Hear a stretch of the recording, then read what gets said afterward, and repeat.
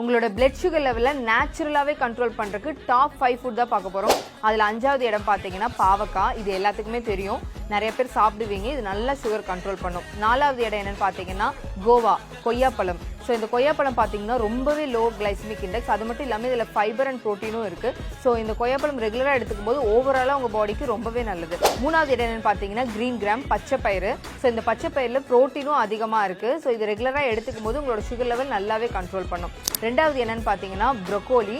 So ப்ரொக்கோலியில் பார்த்தீங்கன்னா fibre ரொம்பவே அதிகமாக இருக்குது. இது வந்து உங்களுக்கு டயபெட்டிஸ்க்கு மட்டும் இல்லை, நீங்கள் வெயிட் லாஸ் பண்ணணும்னு நினச்சிங்கன்னா அதுக்குமே ரொம்ப எஃபெக்டிவாக இருக்கும். இது உங்களோட சுகரை கண்ட்ரோல் பண்ணும்.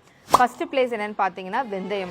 ஸோ இந்த வெந்தயத்தில் பார்த்தீங்கன்னா ஃபைபரும் இருக்குது. அது இல்லாமல் இந்த வெந்தயம் வந்து உங்களுக்கு இன்சுலின் சென்சிட்டிவிட்டி ரொம்ப அதிகமாக இருக்குன்னா அதை கண்ட்ரோல் பண்ணுறதுக்கு, உங்களுக்கு இன்சுலின் ரெசிஸ்டன்ட் இருக்குன்னா அதை கண்ட்ரோல் பண்ணுறதுக்கு, உங்களோட சுகர் லெவல் நல்லா கண்ட்ரோல் பண்ணி கொண்டு வரக்கு ரொம்பவே எஃபெக்டிவாக இருக்குது.